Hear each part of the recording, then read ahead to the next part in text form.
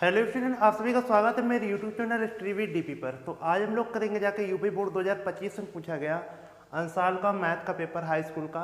ठीक है, आज हम लोग सेट नंबर 2 करेंगे। जैसे कि हम लोग एमसीक्यू सीरीज में जो 20 बहुकेंद्रीय प्रश्न आते हैं जाके यूपी बोर्ड 2025 परीक्षा में हाई स्कूल मैथ्स में, उसमें से हम लोग पहला सेट अपना कंप्लीट कर चुके हैं 2025 का। आज हम लोग करेंगे जाके सेट नंबर 2।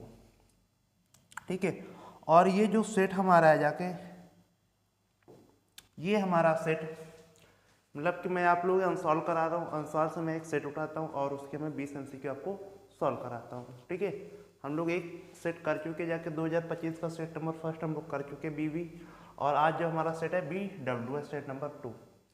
अब देखो आज का जो हमारा पहला सवाल है, हमारा पहला सवाल ये बोल रहा है कि कॉजेक ए माइनस का cot A into 1 plus cos A का मान हमसे पूछा है।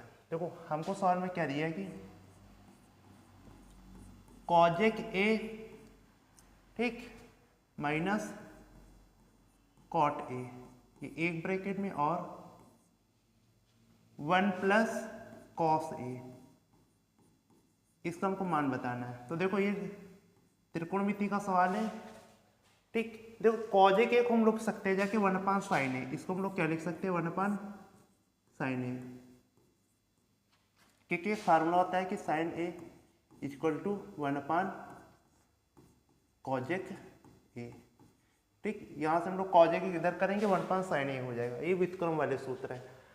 ऐसे जो कॉट ए का फार्मूला होता है वो होता है जाके कॉस ए बटे में साइन ए। ठीक है, और 1 प्लस कॉस ए हम लोग इसको ऐसे ही लिखा रहने देंगे। अब यहाँ से देखो हमारा साइन ए क्या हो जाएगा, हमारा एलसीएम हो जाएगा, तो वहाँ क्या आ जाएगा, ऊपर बचेगा 1 माइनस का कॉस ए बचेगा। ठीक, और इधर क्या है इंटू में 1 प्लस कॉस ए। अब हमें यहाँ पे क्या करना है कि ये जो 1 minus cos A 1 plus cos ए, मतलब कि यहाँ पे ए माइनस दिख रहा है, यहाँ ए प्लस बी दिख रहा है, तो A square minus B square formula लग जाएगा, तो 1 माइनस कॉस स्क्वायर ए हो जाएगा। ठीक है, इनका मल्टीप्लाई। अब नीचे हमारा क्या जाके हमारा साइन ए। अब बताओ 1 माइनस का कॉस स्क्वायर ए क्या होता है, हमारा होता है जाके साइन स्क्वायर ए होता है। ठीक, जो हमारा 1 माइनस का कॉस स्क्वायर ए होता है, जाके ये हमारा फार्मूला होता है साइन स्क्वायर ए का। तो हमने क्या किया, 1 माइनस कॉस स्क्वायर की जगह पे क्या लिख दिया, साइन स्क्वायर है, और नीचे हमारा साइन ए। अब हमारा साइन ए से स्क्वायर से कट गया तो हमारा क्या बचेगा, हमारा साइन ए बचेगा। तो इस क्वेश्चन को जो राइट आंसर हो जाएगा ऑप्शन नंबर डी हमारा राइट आंसर हो जाएगा, साइन ए। देखो हमने सवाल में कुछ नहीं किया जाके, देखो कॉजेक एक फार्मूला होता है 1 अपान साइन ए, कॉट एक होता है कॉस ए बटे साइन ए, एक फार्मूला होता है जाके कॉट ए इक्वल टू, ठीक, ये फार्मूला होता है कि कॉट ए इक्वल टू होता है जाके कॉस ए बटे में साइन ए। ठीक है, ऐसे एक फार्मूला होता है जाके tan A equal to sine A बटे में कॉस ए। ठीक है, तो हमने यहाँ पे cot A formula cos A बटे साइन ए, और 1 प्लस कॉस ए को ऐसे लिखा रहने दिया। अब यहाँ पे हमने साइन ए एलसीएम ले लिया, तो 1 माइनस कॉस ए हो गया।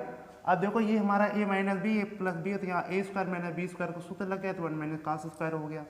1 माइनस कॉस स्क्वायर को हमने साइन स्क्वायर लिख दिया, और हमारा नीचे से ऊपर का साइन कैंसिल हो गया, तो हमारा आंसर क्या बचेगा, साइन ए। तो ऑप्शन नंबर डी हमारा राइट आंसर हो जाएगा। अगला सवाल देखो हमारा क्या है, अगला सवाल जो हमारा है जाके वो हमारा प्रायिकता का सवाल है। ठीक है, अगला सवाल हमारा प्रायिकता चैप्टर से, और हम लोगों ने कल भी 2 सवाल प्रायिकता के एमसीक्यू में आए थे, आज फिर से देखो एक सवाल हमको दिख रहा है, अभी एक सवाल और है प्रायिकता का। कह रहा है कि किसी पासे को एक बार फेंका जाता है तो एक विषम संख्या के आने की प्रायिकता। अब देखो हमने ये क्या किया था कि एक सम संख्या आने की प्रायिकता कल की थी, और मैंने ये सवाल बताया भी था कि एक विषम संख्या भी आने का एक सवाल है। ठीक, आज वो सवाल आ गया है। हमने क्या बोला कि ऐसे सवाल कैसे, देखो जो टोटल कुल संभव परिणाम होते हैं, ठीक है ना, जो कुल संभव परिणाम उसको हम लोग ऐसे कहते हैं, एक पासे में कितने होते हैं, 1 2 3 4 5 6, ये कुल संभव परिणाम एक पासे में हो सकते हैं। ठीक है, अच्छा अगर हम लोग इनके नंबर लिखे तो एनएस कितना है जाके 6, 1 2 3 4 5 6। अब उसने हमसे प्रायिकता किसकी पूछी है, उसको हम लोग ए घटना कहते हैं। एक विषम संख्या क्या अनेक प्रायिकता। अब देखो विषम संख्या क्या होती है, पासे में, पासे में जो विषम संख्या होती है जाके, ठीक है ना, उसकी प्रायिकता पूछी है तो वो क्या हो जाएंगी, विषम संख्या 1, ठीक है, 3 और 5, ये हमारा क्या हो जाएगा, एक विषम संख्या हो जाएगा। ठीक है, अब हम यहाँ से क्या करेंगे, इसको हम लोग एनी कर लेंगे। इसमें कितने नंबर है, 1 2 3। अब जो हमारा प्रायिकता होता है जाके P बराबर क्या होता है जाके एनी बटे में NS, मतलब कि विषम संख्या होने की प्रायिकता एनी बटे NS। एनी हमारा कितना दिया है, 3 दिया है, और NS हमारा कितना दिया है, 6, तो 3 दूनी 6, ठीक है ना। तो यहाँ से हमारा जो प्रायिकता आ गया जाके 1/2 आ गया जाके। तो 1/2 ऑप्शन हमारा कौन सा, ऑप्शन नंबर बी, ये हमारा राइट आंसर हो जाएगा। ठीक है, तो इस तरीके से आप फार्मूला याद रखना, प्रायिकता P = एनी बटे NS होता है। अब देखो NS क्या होता है, जो टोटल कुल संभव परिणाम होते हैं वो हमारे NS होते हैं। जैसे एक पासे में कुल संभव परिणाम कितने हो सकते हैं, 1 2 3 4 5 6, तो ये कितने नंबर होते हैं, 6 नंबर, तो इसको हम लोग NS बोलते हैं। और जिसकी हमसे प्रायिकता पूछते हैं वो हमारी घटना हो जाती है, इवेंट हो जाता है जाके। जैसे हमसे पूछा है कि विषम संख्या क्या अनेक प्रायिकता, विषम संख्या 1 3 5 होती है। तो विषम संख्या की कुल संख्या कितनी है, एनी हो गई, वो कितनी, 3। तो P = क्या होता है, एनी बटे NS, ठीक है ना। इससे हमारा ऑप्शन नंबर बी आ गया जाके।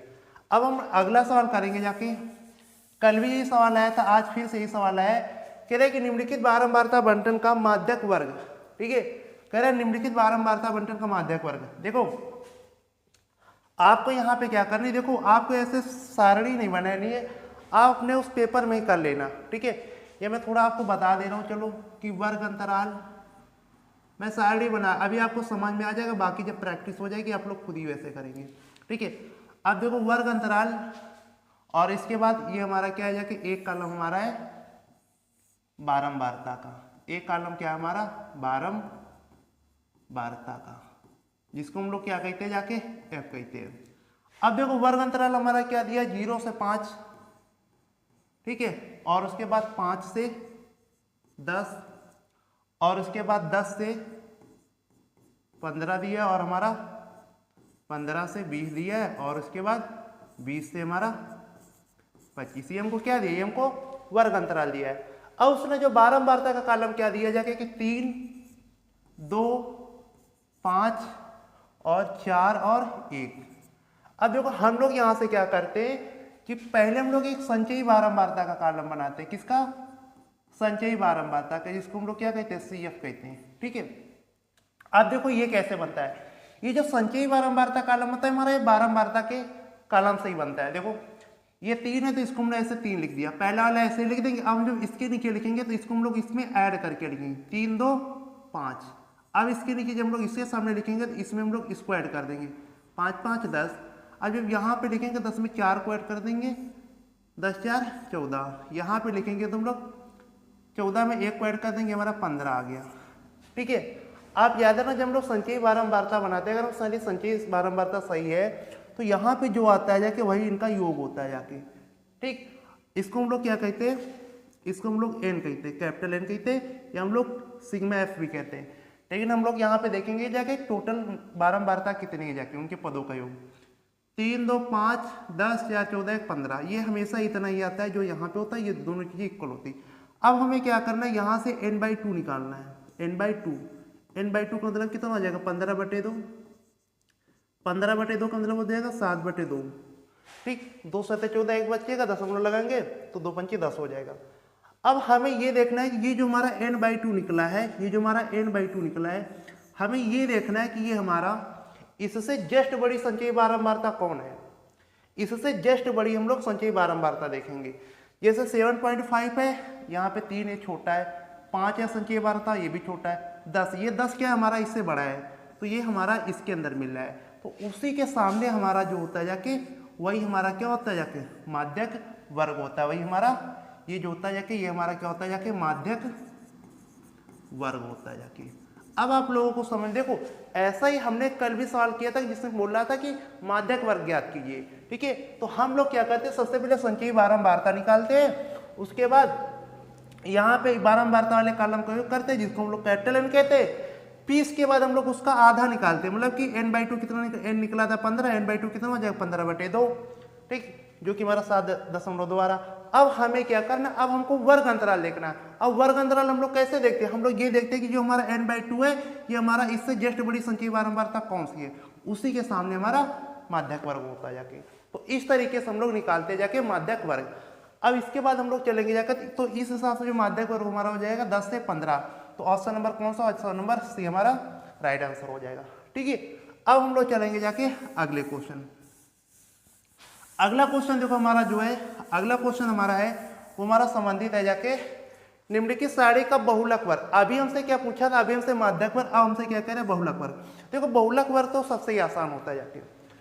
बहुलक वर्ग क्या होता है जाके, हमें ये देखना है कि किस कॉलम की बारंबारता सबसे अधिक है।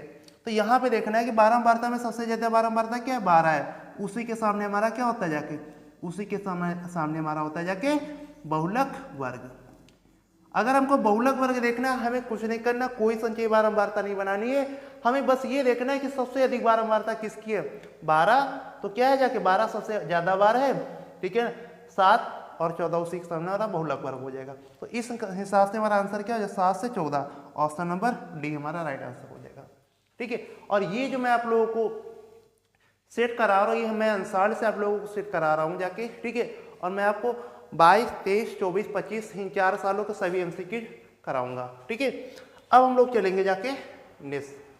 अगला क्वेश्चन देखो हमारा क्या कह रहा है, अगला क्वेश्चन फिर देखो हमारा, ये भी हमारा सवाल प्रायिकता से संबंधित है। बोल रहा है कि एक बच्चे के पास एक ऐसा पास है जिसके फलकों पर निम्नलिखित अक्षर अंकित हैं। एक बच्चे के पास क्या है, एक ऐसा पास है जिसके फलकों पर निम्नलिखित अक्षर अंकित है, ठीक है। आप देखो अक्षर क्या अंकित है हमारे, देखो ए है, ठीक है, बी है, सी है और डी है, ई है, और देखो फिर से ए आ गया, क्या है, फिर से ए आ गया, ठीक है। अब यहाँ पे तो एनएस हमारा क्या हो जाएगा, एनएस का मतलब क्या होता है, टोटल नंबर ऑफ स्पेस, 1 2 3 4 5 6 हो जाएगा। अच्छा, हमसे प्रायिकता किसकी पूछा है, उसने हमसे ए प्राप्त होने की प्रायिकता पूछा है। उसने हमसे किसकी प्रायिकता पूछा है, उसने हमसे ए के प्राप्त होने की प्रायिकता पूछा है। तो हम लोग यहाँ पर देखेंगे कि हमारे एनी कितने हैं, मतलब कि जिसकी प्रायिकता पूछता है, जिसकी प्रायिकता पूछता है उसी की संख्या हमारी क्या होती है, एनी होती है। ए की प्रायिकता पूछा तो एक हमारा देखो यहाँ 1 और 2 बार, तो एनी हमारा कितना हो गया, 2 हो गया। अभी मैंने बोला था कि जो प्रायिकता का फार्मूला होता है P = वो क्या होता है जाके, वो होता है जाके एनी बटे में एनएस, वो क्या होता है जाके एनी बटे में एनएस होता है, ठीक है। अब यहाँ पे हम लोग क्या करेंगे कि एनी का मान तो हमारा 2 है, एनएस का मान हमारा 3 है, 2 1 कम 2 और 2 3 6, तो प्रायिकता हमारी कितनी आ गई जाके, 1/3 हमारी प्रायिकता आ गई जाके। तो ऑप्शन नंबर हमारा क्या हो जाएगा, ऑप्शन नंबर जो हमारा हो जाएगा, ऑप्शन नंबर बी हमारा राइट आंसर हो जाएगा, ठीक है। अब देखो 2 सवाल प्रायिकता के आपको हर सेट में दिख रहे। मैंने कल भी जो सेट कराया था यूपी बोर्ड 2025 में पूछा गया, पहला जो सेट था सवाल का, ठीक है ना, बीवी सेट था, ठीक है। आज जो हमारा सेट है वो हमारा सेट नंबर, सॉरी ये भी इसमें बीवी आ गया क्या, ठीक है, ठीक। तो आज हमारा ये सेट चेंज है जाके, यहाँ पे आज हमारा BW से सेट है जाके, कुछ भी यार आप यहाँ पे याद रखना, ये हमारा दूसरा सेट चल रहा है, ठीक है ना, यहाँ पे चेंज नहीं किया गया, बाकी हमारा दूसरा सेट है, ठीक है। तो उसमें भी 2 सवाल हमारे प्रायिकता के थे, और हर सेट में आपको 2 सवाल प्रायिकता के अधिकतर देखने को मिलेंगे जाके, ठीक है। अब हम लोग चलेंगे इसके बाद नेक्स्ट क्वेश्चन। अगला क्वेश्चन देखो हमसे कह रहा है कि यदि cot थीटा बराबर 8/15 है तो sin थीटा का मान ज्ञात कीजिए। अब देखो ऐसे सवालों को हमको दिया है, किसकी वैल्यू दी है, हमको दिया है कि cot थीटा, ठीक है, cot थीटा का मान कितना है जाके 8/15 है, 8/15 है। तो ऐसे सवालों हम लोग क्या करते हैं जाके, अच्छा cot थीटा बराबर क्या होता है जाके, cot थीटा बराबर होता है जाके आधार बटे लंब होता है, क्या होता है, आधार बटे लंब, ठीक है। तो हम लोग क्या बनाएंगे, एक त्रिभुज बनाएंगे जाके ऐसे, ठीक है। ये हमने थीटा मान लिया, और थीटा के सामने हम लोग क्या मानते हैं, आधार मानते हैं, ठीक है। थीटा के सामने क्या मानेंगे, आधार क्या हो जाएगा, सॉरी लंब मानेंगे। लंब हमारा कितना हो जाएगा जाके, हमको 15 दिया है, और आधार हमको कितना दिया जाके 8 दिया है। देखो जो थीटा के सामने होता है जाके वही हमारा क्या होता है, लंब होता है। लंब हमने 15 मान लिया और दूसरा जो 90 डिग्री बनाता है भुजा वो हमारी आधार होती है। ठीक है, हम इसका नाम दे देंगे ABC। ठीक है, अब हम क्या करेंगे कि त्रिभुज ABC में पाइथागोरस प्रमेय लगाएंगे। क्या लगाएंगे जाके कि त्रिभुज ABC में, ठीक है, पाइथागोरस प्रमेय लगाएंगे, पाइथागोरस प्रमेय।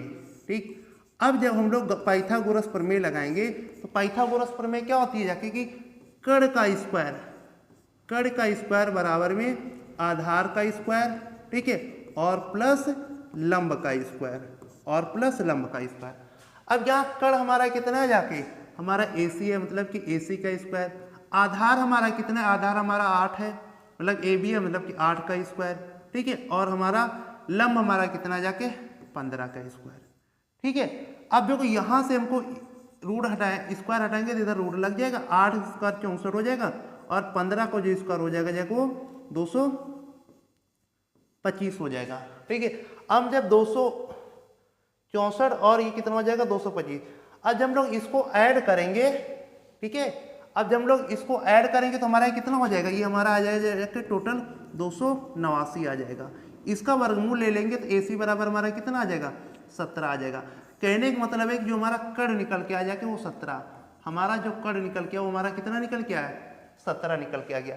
अब हमसे सवाल में क्या पूछा था कि साइन थीटा का मान, तो देखो जो साइन थीटा होता है जाके, साइन थीटा बराबर हमारा क्या होता है जाके, हमारा लंब बटे क्या होता है, साइन थीटा बराबर लंब बटे कर्ण होता है। ठीक है, अब लंब हमको कितना दिया जाके 15 दिया और कर्ण कितना दिया जाके 17 दिया है। ठीक, तो साइन थीटा का मान कितना आ जाएगा 15/17। देखो हमने कुछ नहीं किया, हमें कॉट थीटा की वैल्यू दी थी, तो कॉट थीटा बराबर हमारा क्या होता है, आधार बटे लंब होता है। तो आधार हमारा 8 हो गया और लंब हमारा 15 हो गया। तो हमने क्या बनाया, एक त्रिभुज ABC बनाया। ठीक, आधार हमारा कितना हो गया जाके 8 और थीटा के सामने लंब होता है 15, हमारा लंब हो गया। अब त्रिभुज ABC में हमने पाइथागोरस प्रमेय लगाई, इसमें फिर कर्ण का स्क्वायर, पाइथागोरस प्रमेय क्या होती है हमारी, कर्ण का स्क्वायर बराबर में आधार का स्क्वायर प्लस का लंब स्क्वायर। कर्ण हमारा कितना है AC है, तो AC का स्क्वायर, आधार हमारा 8 है, 8 का स्क्वायर, लंब हमारा 15, 15 का स्क्वायर। इधर से स्क्वायर हटाए, इधर अंडर रूट लग गया, 8 का स्क्वायर 64, 15 का स्क्वायर 225। फिर हमने क्या किया, 64 225 स्क्वायर किया, 289 आ गया, उसका वर्गमूल ले लिया, हमारा 17 आ गया, जो कि हमारा क्या है कर्ण है। अब हमसे सवाल में पूछ रहा है कि हमको साइन थीटा का मान ज्ञात करना है। ठीक, तो हमने क्या किया, साइन थीटा बराबर होता है लंब बटे आधार, ठीक, सॉरी लंब बटे कर्ण, लंब हमारा 15 है, कर्ण हमारा 17 है, तो साइन थीटा का मान कितना आ गया 15/17 आ गया जाके। तो ऑप्शन नंबर हमारा कौन सा हो जाएगा, ऑप्शन नंबर C हमारा राइट आंसर हो जाएगा।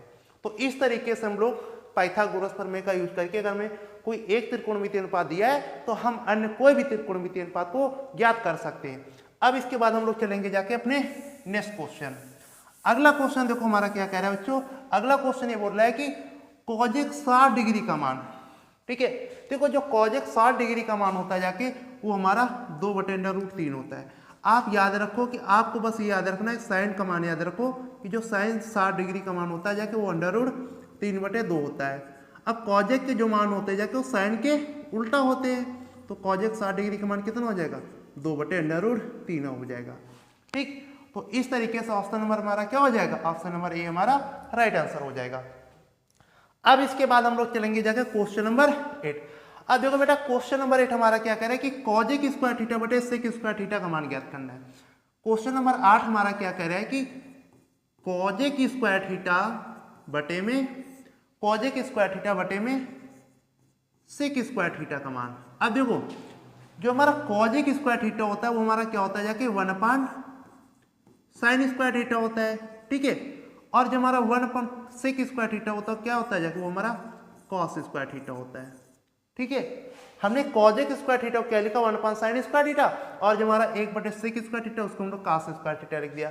अब यहां से हमारा क्या हो गया जाके कि cos स्क्वायर थीटा बटे में क्या आ गया जाके हमारा sin स्क्वायर थीटा आ गया। तो ये हमारा किसका फार्मूला होता है, ये हमारा होता है जाके cot स्क्वायर थीटा, ये हमारा क्या होता है जाके cot स्क्वायर थीटा होता है जाके। ठीक है, तो इस तरीके से इस क्वेश्चन का राइट आंसर हो जाएगा, ऑप्शन नंबर D हमारा राइट आंसर हो जाएगा। ठीक है, अब हम लोग चलेंगे बेटा क्वेश्चन नंबर 9 की तरफ। क्वेश्चन नंबर 9 देखो हमारा क्या बोल रहा है, क्वेश्चन नंबर 9 हमसे ये बोल रहा है कि देखो कल भी हमने इस पे लासा मासा पर 2 सवाल किए थे, आज फिर से देखो सवाल आया जाके, ठीक है। कह रहा है कि यदि HCF 35 और 49 का साथ है तो LCM 35 और 49 का होगा। देखो उसने क्या दिया जाके कि HCF दिया है किसका, 35 और 49 का, कितना दिया जाके 49 का कितना दिया जाके 7 दिया है, ठीक है। और हमसे क्या पूछ रहा है, हमसे पूछ रहा है जाके LCM पूछ रहा है जाके 35 और 49 का हमसे LCM वो पूछ रहा है।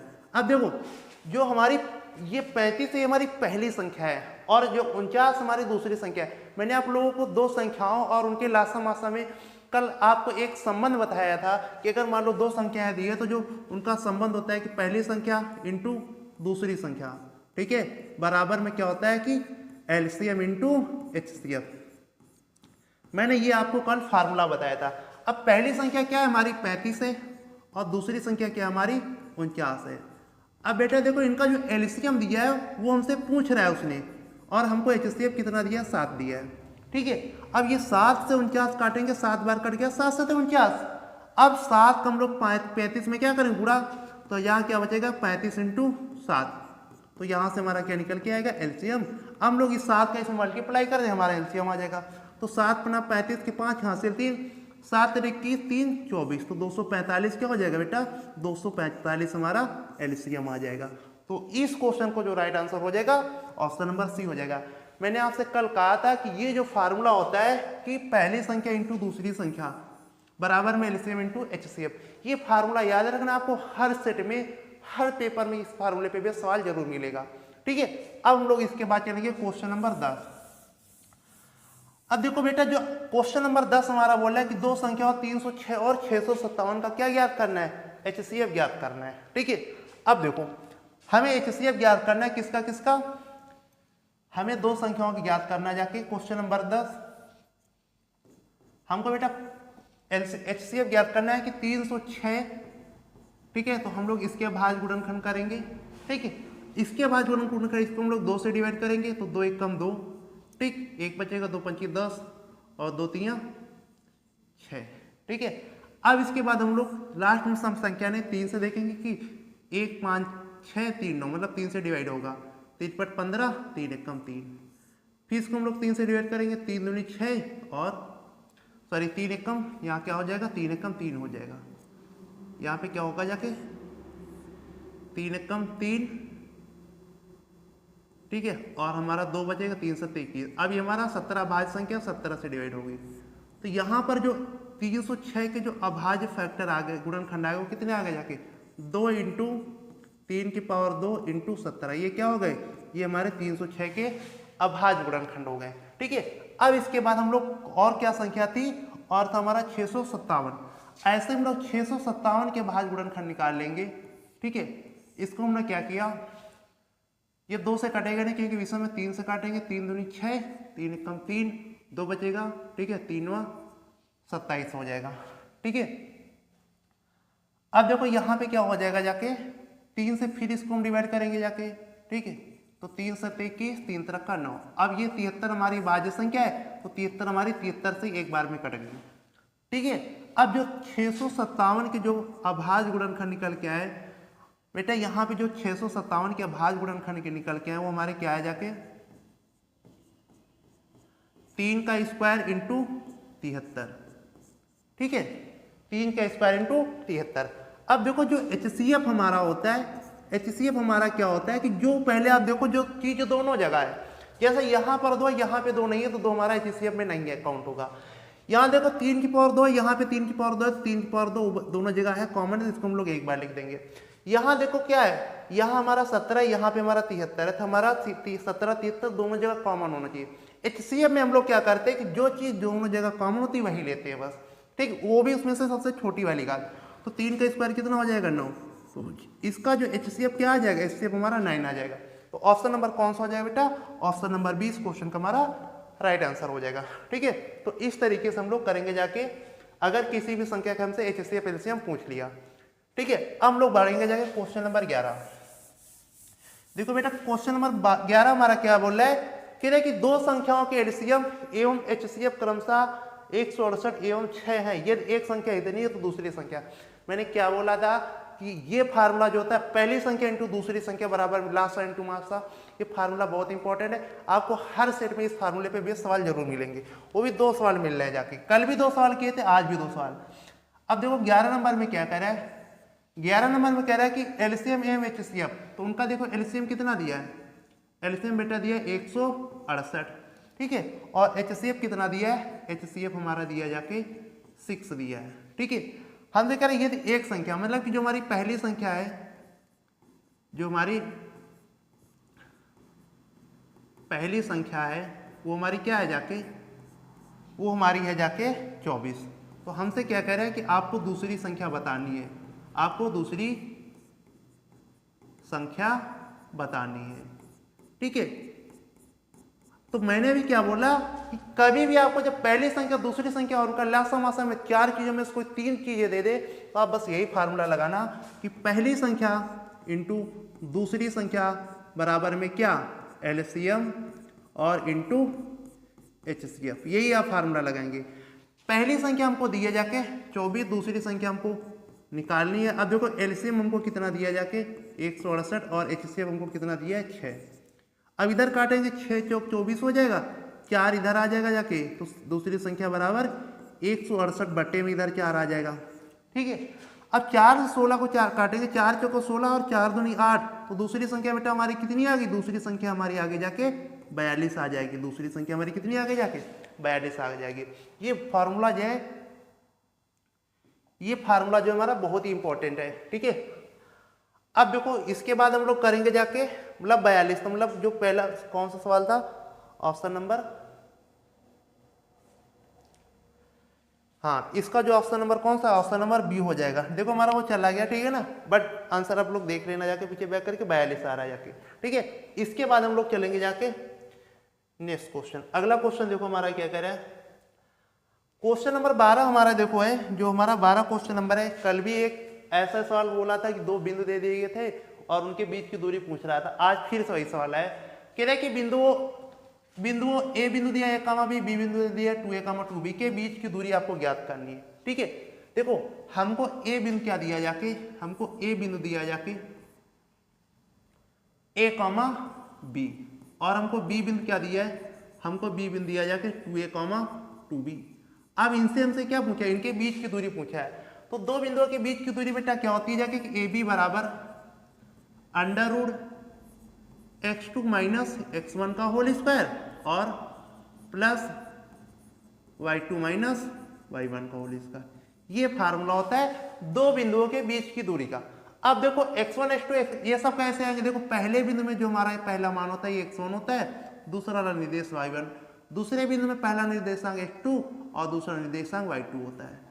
अब इसके बाद हम लोग क्या करेंगे कि हम लोग x2 की वैल्यू कितनी रखेंगे 2a और x1 की वैल्यू कितनी रखेंगे a, इसका होल स्क्वायर, ठीक है, प्लस y2 की वैल्यू कितनी है जाके 2b और माइनस y1 की वैल्यू है b, इसका होल स्क्वायर, ठीक है। अब देखो बेटा यहाँ पे 2a में a जाएगा तो a का स्क्वायर आ जाएगा, 2b में b जाएगा तो b स्क्वायर आ जाएगा, यही क्या हो जाएगी हमारी दोनों बिंदुओं के बीच की दूरी हो जाएगी। ये बेटा क्या हो जाएगी, हमारी दोनों बिंदुओं के बीच की दूरी हो जाएगी। तो ऑप्शन नंबर कौन सा हो जाएगा, ऑप्शन नंबर ए हमारा इस क्वेश्चन का राइट आंसर हो जाएगा, ठीक है। अब हम लोग चलेंगे जाके नेक्स्ट क्वेश्चन।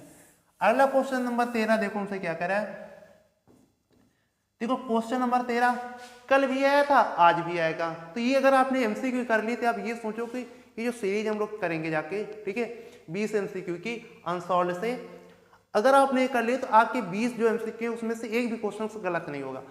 अब कह रहा है कि ये 5 सेंटीमीटर त्रिज्या वाले, मतलब कि वृत्त की त्रिज्या कितनी दी है 5 सेंटीमीटर, एक वृत्त के बिंदु P पर स्पर्श रेखा PQ, ठीक है, केंद्र O से जाने वाली एक रेखा से, ठीक, केंद्र O है उससे जाने वाली एक रेखा से बिंदु Q पर इस प्रकार मिलती है कि PQ बराबर 12 सेंटीमीटर, तो OQ की लंबाई आपसे पूछ रहा है, ठीक है ना।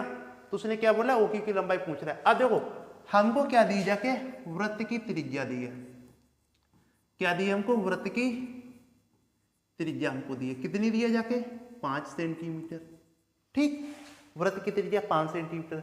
अब देखो बिंदु P से, वृत्त पर स्थित बिंदु P से ये बिंदु Q की दूरी, मतलब कि स्पर्श रेखा की लंबाई हमको दी है, क्या दी है जाके, स्पर्श रेखा की लंबाई हमको दी है।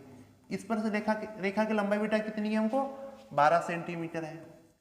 अब हमसे पूछ रहा है कि तो देखो ओ क्या है हमारा केंद्र है, कि ओ से जाने वाले एक रेखा, ठीक, केंद्र ओ, केंद्र हमारा क्या यहाँ पे ओ है, तो ओ क्यू की लंबाई मतलब कि बिंदु की केंद्र से बिंदु, केंद्र ओ से बिंदु क्यू की दूरी पूछ रहा है। बिंदु क्यू की हमसे उसने क्या पूछा है, दूरी पूछा है, ठीक है। अब देखो, अब जब कभी भी ऐसा सवाल दे तो आप लोग ये याद रखना कि जो केंद्र ओ से बिंदु क्यू की दूरी होती है, जाके बिंदु क्यू की हम लोग केंद्र ओ से दूरी पूछ सकते हैं कि केंद्र ओ से, ठीक है ना, केंद्र ओ से बिंदु क्यू की जो दूरी होगी, ठीक है ना, उसका देखो फार्मूला होता है, जाके आप ये कह सकते हैं वृत्त की त्रिज्या का स्क्वायर, वृत्त की त्रिज्या, ठीक है ना, वृत्त की त्रिज्या का स्क्वायर प्लस, ठीक है, वृत्त की त्रिज्या का स्क्वायर प्लस स्पर्श रेखा, ठीक है ना, जो स्पर्श रेखा है उसकी लंबाई का स्क्वायर, ये फार्मूला होता है, ठीक है। यही चीज मैंने कल फार्मूले से भी आपको चीजों बताई थी। मान लो कि ये क्या है, ये एक वृत्त है, ये हमारा क्या है, केंद्र ओ है, ठीक है। यहां पे मान लो ये क्या है, हमारा कोई एक बिंदु P है वृत्त पर, ठीक, ये हमारी क्या है, त्रिज्या है। त्रिज्या हमको कितनी दी है, जाके 5 दी है। अब कह रहा है कि ये हमारी स्पर्श रेखा है, ठीक है ना, ये हमारी क्या है, ये हमारी एक स्पर्श रेखा है, और यहां से ये केंद्र की दूरी, यहां मान लो एक बिंदु Q है, ठीक है।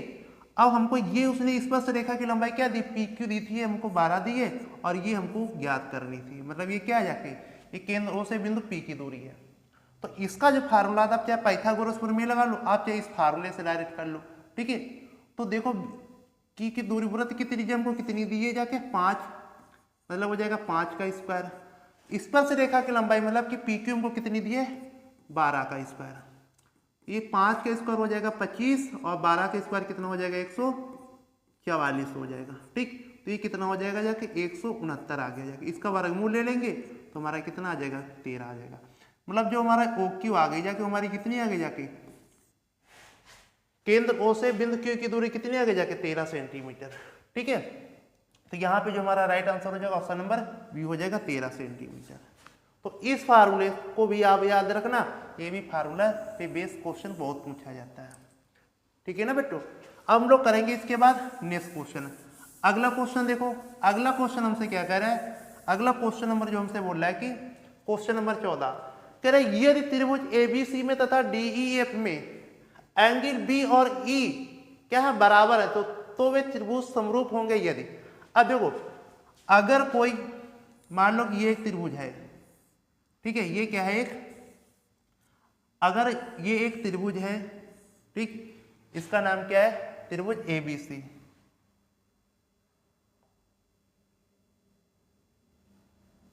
ठीक है ना, ये क्या है, मान लो कि त्रिभुज A B और C है, ठीक है। और यहां पे एक त्रिभुज क्या है, ये जो त्रिभुज है ये है D E और F है, ठीक है। अब यहां हमसे बोला कि जो त्रिभुज ABC में एंगल B है, एंगल E के क्या है, बराबर है। तो ये जो संगत भुजा होती है, ये इस भुजा का इससे अनुपात और इस भुजा का इससे अनुपात क्या होता है, समान होता है। तो अगर ये त्रिभुज दो समरूप होंगे तो जो AB भुजा का है DE से अनुपात, ठीक, बराबर में BC भुजा का जो है अनुपात किससे, EF से, ये क्या होगा, हमारा समान होगा जाके। तो यहां से ये एक क्या निष्कर्ष निकलता है कि अगर किन्हीं दो त्रिभुजों के कोई दो कोण समान है तो उन कोणों को बनाने वाली संगत भुजाओं का जो अनुपात होता है वो समान होता है। तो यहां से हमारा ऑप्शन नंबर बी क्या हो जाएगा, AB बटे DE और BC बटे EF, हमारा option number B right answer हो जाएगा जाके, ठीक है। तो अब हम लोग चलेंगे जाके क्वेश्चन नंबर 15। अब देखो बेटा 15 नंबर क्वेश्चन क्या करे कि 7 सेंटीमीटर त्रिज्या वाले एक वृत्त के एक त्रिज्यखंड का कोण 90 डिग्री है, तो त्रिज्यखंड का क्षेत्रफल, हमने क्या बोला था कि जो त्रिज्यखंड का क्षेत्रफल होता है त्रिज्यखंड का जो क्षेत्रफल का फार्मूला होता है वो हमारा कितना होता है, कल भी ये फार्मूले में सवाल आया था, थीटा बटे 360 इंटू पाई आर स्क्वायर।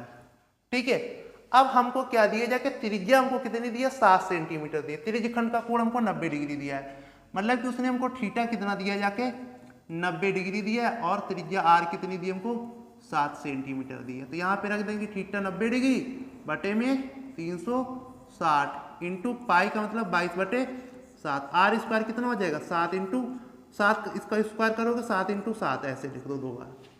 अब ये 7 से 7 हमारा कैंसिल हो गया, 0 से 0 करें, 9 चौक 36। ठीक है, अब हम लोग इसको 2 से काटेंगे, 4 को 2 दूनी 4 और ये 11 बार, 11 सते 77 और बटे में हमारा कितना आ जाएगा 2 आ जाएगा। जब हम लोग इसका आधा करेंगे तो 2 से काटेंगे इसको, 2 3 6 17 हो जाएगा, 2 8 16, 1 बचेगा 0.5। ठीक, तो 38.5 क्या आ जाएगा हमारा त्रिज्यखंड का क्षेत्रफल आ जाएगा। ठीक है, 38.5 centimetre square, option number C. Option number C हमारा क्या हो जाएगा, इस क्वेश्चन का राइट आंसर हो जाएगा। अब बेटा इसके बाद हम लोग चलेंगे जाके, देखो मेंस्ट्रुएशन का सवाल है जाके। ठीक, क्वेश्चन नंबर 16 कह रहे कि एक खिलौना 4 सेंटीमीटर त्रिज्या वाले एक शंकु के आकार का है। कह रहे कि एक खिलौना 4 सेंटीमीटर त्रिज्या वाले एक शंकु के आकार का है, मतलब ये है कि जो शंकु की त्रिज्या वो 4 सेंटीमीटर है। ठीक है, जो उसी त्रिज्या वाले एक अर्धगोले पर अध्यारोपित है, मतलब कि जो हमारा शंकु है, ठीक है, वो उसी त्रिज्या वाले एक अर्धगोले पर अध्यारोपित है, मतलब कि अर्धगोले की भी त्रिज्या कितनी होगी 4 सेंटीमीटर की होगी। कह रहे यदि शंकु की त्रिज्या ऊंचाई 12 सेंटीमीटर है तो खिलौने का संपूर्ण पृष्ठीय क्षेत्रफल होगा। अब बेटा यहाँ पे देखो, इसकी जो मान दिया कि ये एक अर्धगोला है, ये क्या है, एक अर्धगोला है। ठीक है, अब ये क्या है जाके, इस पर क्या है, एक ऐसे शंकु रखा हुआ है। ठीक, अब ये पूरा खिलौना है। अब मान लो कि इसकी जो त्रिज्या है ये, ठीक है, ये क्या है जाके, ये आर है, जो कि कितनी दी है जाके, जो कि ये आर त्रिज्या कितनी दी है, कह रहा है कि 4 सेंटीमीटर, कितनी जाके 4 सेंटीमीटर, तब कि गोले की भी त्रिज्या इतनी होगी और शंकु की भी त्रिज्या इतनी होगी। अब इसकी जो शंकु है, ये जो शंकु है, इसकी जो तिर्यक ऊंचाई दी है, मतलब कि एल होती है तिर्यक ऊंचाई, तिर्यक ऊंचाई क्या होती है जाके एल होती है। ये हमको कितनी दी है, ये हमको दी है जाके 12 सेंटीमीटर दी है, ये कितनी दी है जाके 12 सेंटीमीटर दी है। तो इस संपूर्ण खिलौने का हमसे क्या पूछा है, संपूर्ण पृष्ठीय क्षेत्रफल पूछा है। देखो यहां पे हम लोग कुछ चीजें ऐसे लिख देंगे कि देखो जो शंकु की त्रिज्या है, शंकु की त्रिज्या है, ठीक है आर, वो हमको कितनी दी है जाके 4 सेंटीमीटर। अच्छा ये जो शंकु की त्रिज्या यही क्या है, अच्छा यहाँ पे शंकु की तिर्यक ऊंचाई क्या दी है, शंकु की तिर्यक ऊंचाई, तिर्यक ऊंचाई बेटा क्या होती है, एल होती है। ठीक है, तिर्यक ऊंचाई बेटा क्या होती है हमारी, एल होती है। ठीक, ये हमको कितनी दी है जाके, ये हमारी तिर्यक ऊंचाई एल होती है। ठीक है, ये हमको कितनी दी है जाके 12 सेंटीमीटर। अब देखो बेटा, जब ये शंकु हमारा शंक्वाकार जो खिलौना एक अर्धगोले पर रखा है उसी त्रिज्या वाले, तो यहाँ पे जो अर्धगोले की त्रिज्या आएगी, अर्धगोले की त्रिज्या, ये बेटा जो अर्धगोले की त्रिज्या होगी वो भी हमारी क्या होगी, आर होगी, और वो भी हमारी 4 सेंटीमीटर ही होगी। अब हमसे क्या पूरा है, खिलौने का पृष्ठीय क्षेत्रफल हमसे क्या बोला है, तो खिलौने का संपूर्ण पृष्ठ क्षेत्रफल। तो यहां पे देखो जो खिलौने का, ठीक है ना, यहां पे जो खिलौने का संपूर्ण पृष्ठीय क्षेत्रफल होगा वो हमारा क्या होगा जाके, वो हमारा होगा जाके शंकु का वक्र पृष्ठीय क्षेत्रफल, शंकु का, क्योंकि शंकु का वक्र पृष्ठीय क्षेत्रफल इसमें दिख रहा है, वक्र पृष्ठीय क्षेत्रफल, ठीक, प्लस प्लस अर्धगोले का, प्लस अर्धगोले का पृष्ठीय क्षेत्रफल। यहां पे जो हमारा खिलौने का संपूर्ण पृष्ठीय क्षेत्रफल आ जाएगा वो क्या हो जाएगा, शंकु का पृष्ठीय क्षेत्रफल प्लस अर्धगोले का पृष्ठीय क्षेत्रफल। ठीक है ना। अब देखो जो शंकु का पृष्ठीय क्षेत्रफल होता है वो होता है पाई आर एल, और जो अर्धगोले का होता है, अर्धगोला है ना, तो टोटल देखो जो गोले का पृष्ठीय क्षेत्र, जो संपूर्ण पृष्ठीय क्षेत्रफल होता है वो जाता है 4 पाई आर स्क्वायर, जबकि यहाँ अर्धगोला तो ये क्या हो जाएगा जाकर 2 पाई आर स्क्वायर। यहाँ से हम देखो हमारा जो आंसर है वो हमारा पाई के रूप में आ रहा है, मतलब ये कि हमें पाई का मान नहीं रखना है, तो हमने यहाँ से क्या किया, पाई आर को कॉमन कर लिया, तो अंदर यहाँ एल बचा और यहाँ पे क्या बचा, पाई आर कॉमन हो गया, तो एक आर बचेगा, मतलब 2 बचेगा, 2 आर। पाई का मान है, आर का वैल्यू कितना है जाके 4। अच्छा एल का मान कितना है, एल का मान है हमारा 12 और प्लस का 2, आर का मान हमारा कितना है 4। तो यहाँ से क्या हो जाएगा, ये हमारा हो जाएगा जाके 4 पाई और इंटू देखो 12 और प्लस 2 चौको 8, तो ये कितना हो जाएगा 4 पाई इंटू ये हमारा 20, तो हमारा आंसर कितना है 20 चौको 80 पाई। ठीक, 80 पाई सेंटीमीटर स्क्वायर हो जाएगा। तो 80 पाई सेंटीमीटर स्क्वायर कौन सा ऑप्शन है, ऑप्शन नंबर डी हमारा हो जाएगा। देखो हमें कुछ नहीं करना, तो उसने ये बोला था सवाल में कि एक खिलौना 4 सेंटीमीटर त्रिज्या वाले एक शंकु के आकार का है। ठीक है, देखो शंकु के आकार का एक खिलौना हो गया जो उसी त्रिज्या वाले एक अर्धगोले पर अध्यारोपित। हमने क्या किया, इस खिलौने को अर्धगोले पर रख दिया। ठीक, उसी त्रिज्या, तो जो शंकु की त्रिज्या है वही क्या है, अर्धगोले की त्रिज्या। ठीक है, अब शंकु की त्रिज्या मुझे एल हमको इतनी दी है और खिलौने का संपूर्ण पृष्ठीय क्षेत्रफल क्या हो जाएगा, शंकु का पृष्ठीय क्षेत्रफल प्लस अर्धगोले का पृष्ठीय क्षेत्रफल। ठीक, बस ऐसे हमने कहा पाई के रूप में आंसर है, तो हमने पाई की वैल्यू नहीं रखी और ऑप्शन नंबर डी हमारा क्या हो जाएगा 80 पाई सेंटीमीटर स्क्वायर राइट आंसर हो जाएगा। अब लोग करेंगे जाके बाद अगले क्वेश्चन। अगला क्वेश्चन देखो हमारा क्या कह रहा है, क्वेश्चन नंबर 17। क्वेश्चन नंबर 17 बेटा हमसे ये बोल रहा है, कह रहा है कि द्विघात बहुपद x square plus 7x plus 12 के शून्यक होंगे। हमको एक द्विघात बहुपद दिया है एक्स स्क्वायर प्लस का 7x प्लस 12 के शून्यक। तो हम लोग इसके देखो शून्यक का मतलब होता है कि x के मान, ठीक है, हमें इसके फैक्टर करने पड़ेंगे। देखो हम लोग 12 को ऐसा तोड़ेंगे कि हमारा 7 मिल जाए, तो एक्स स्क्वायर प्लस का देखो 12 को हम लोग ऐसे तोड़ना है कि उसके ऐसे फैक्टर करने पर हमारा ये जो 7 है मिल जाए। ठीक है, तो 4 और 3 कर लेंगे, 4 3 का गुणा करने पे देखो 12 आ रहा, जोड़ने पे हमारा क्या आ रहा है 7 मिल रहा है। तो 4x प्लस 3x हमने तोड़ लिया और प्लस 12 बराबर 0। अब यहाँ पे हम लोग दो दो पेयर बना लेंगे, यहाँ पे कॉमन करेंगे x, तो x प्लस 4 बचेगा।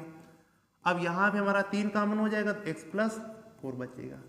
ठीक है, अब यहाँ पे क्या हो गया, हमारा x प्लस का 4 कॉमन हो गया, तो यहाँ क्या बचा हमारा x प्लस का 3 बचा।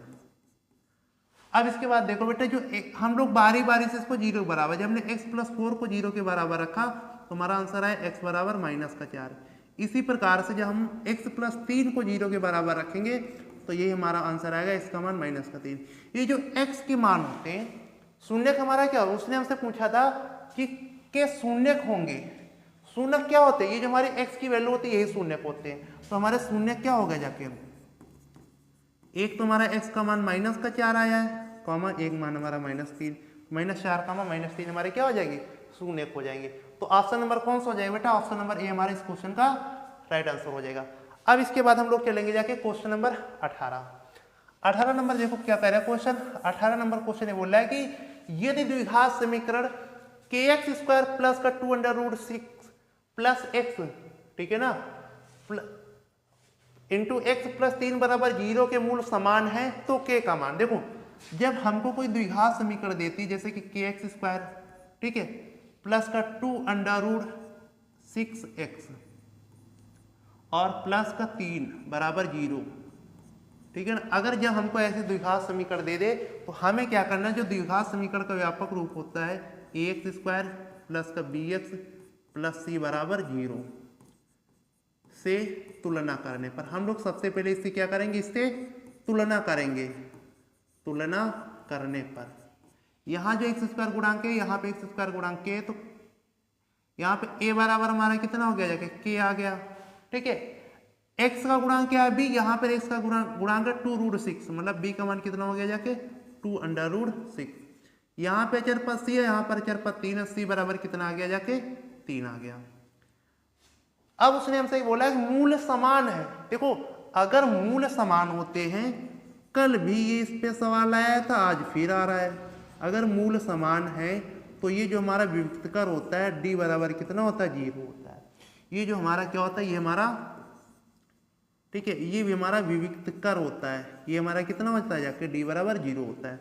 फार्मूला इसका क्या होता है बी स्क्वायर माइनस का 4ac बराबर 0 अगर मूल समान है। अच्छा b की वैल्यू यहाँ क्या है 2√6 है तो इसका स्क्वायर माइनस का 4a की वैल्यू बेटा क्या है के, c का मान कितना है 3 बराबर 0। देखो यहाँ पे जब 2 का स्क्वायर करेंगे तो 4 आ जाएगा, √6 का स्क्वायर करेंगे 6 ही आएगा, और ये कितना हो जाएगा 4 3 12 के बराबर में 0, ये हमारा 24 हो जाएगा, और 12 के इधर लेके आएंगे जाकर तो प्लस का 12 के हो जाएगा। अब ये कट देगा 12 दूनी 24, तो के का मान बेटा कितना आ गया जाके के का मान हमारा 2 आ गया। कभी आप ये आपको बोले कि ये इसके मूल कोई द्विघात समीकरण दे दे और वहां पे कोई आपके तो ऐसी वैल्यू दे देगी जिसकी वैल्यू पूछेगा, और बोले कि मूल समान है, तो आप बस याद रखना कि ये इसमें जो मूल समान है तो जो विविक्तकर होता है डी बराबर 0 मतलब कि बी स्क्वायर माइनस का 4ac क्या होता है 0 होता है। बस हम लोग सॉल्व कर लेते हैं, हमारा आंसर आ जाता है। ठीक है, अब हम लोग चलेंगे जाके इसके बाद लास्ट क्वेश्चन, अगला देखो क्वेश्चन हमारा क्या कह रहा है समानता श्रेणी का। कह रहे हैं कि एपी हमको एक दिया जाके -6, -4, -2 का 7वां पद होगा। देखो हमको जो एपी दिए उसने क्या दिया जाके -6, -4, ठीक है, डैश डैश डैश, ठीक है, ये हमको एपी दिया। हमसे क्या पूरा इसका 7वां पद। देखो प्रथम पद हमारा क्या होता है, जो हमारा प्रथम पद होता है वो ए होता है। क्या होता है जाके प्रथम पद ए बराबर कितना दिया -6, यही पहला वाला पद हमारा प्रथम पद होता है। अब हम लोग इसके बाद क्या निकालते हैं सार्वंतर निकालते हैं। क्या निकालते हैं जाके सार्वंतर, ठीक है। सार्वंतर क्या होता है जाके जो डी होता है वो होता है हमारा T2 माइनस का T1। अच्छा T2 हमारा क्या है -4 है और T1 हमारा क्या है -6 है। ये माइनस सूत्र वाला वो -6 T1 -4 और +6, तो ये कितना आ गया डी हमारा कितना आ गया सार्वंतर हमारा 2 आ गया। अब हमसे पूछा क्या है छठवां पद, ठीक है। अब देखो जो छठवां पद पूछा मतलब कि एन का मान कितना दिया जाके 6 दिया है, तो जो छठवां पद हो जाएगा वो क्या हो जाएगा a प्लस का n-1d। ये हम लोग फार्मूला लगाते हैं, ठीक है। ये हम लोग क्या लगाएंगे जाके यहाँ पे ये फार्मूला लगाएंगे, ठीक है। tn बराबर फार्मूला क्या होता है a प्लस n-1g, ठीक। अब n की वैल्यू 6 रखनी तो t6 पद निकल आएगा। a का मान कितना है बेटा -6 प्लस n का मान 6 -1 और बेटा n का मान कितना है हमारा 2 है, तो यहाँ हो जाएगा -6 प्लस का 5 × 2, तो हो जाएगा -6 5 दूनी 10, तो बेटा यहाँ पे 10 में 6 घटेगा तो 4 आ जाएगा, तो तुम्हारा जो छठा पद कितना आ गया जाके 4 आ गया जाके। तो ऑप्शन नंबर कौन सा हो जाएगा हमारा। अच्छा यहाँ पे हमसे क्या पूछ रहा है 7वां पद। अब देखो सवाल में हमसे 7वां पद, हमने छठवां पद निकाल दिया ना, तो 7वां पद हमसे पूछ रहा है, तो बेटा हम लोग यहाँ पे क्या करेंगे, ये जो n का मान है हम लोग क्या ले लेंगे, हम लोग ये जो n का मान लेंगे जहाँ जो यहाँ पर 7 लेंगे, तो यहाँ पे हमारा क्या हो जाएगा जाके इसको हम लोग रफी कर देंगे।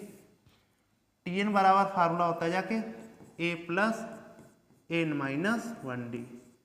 n का मान हमको क्या लेना है 7 लेना है, हमने 6 ले लिया था, तो t7 a का मान कितना है -6 प्लस 7 -1 और d का मान कितना 2, तो बेटा यहाँ पे -6 हो जाएगा प्लस का 6 × 2।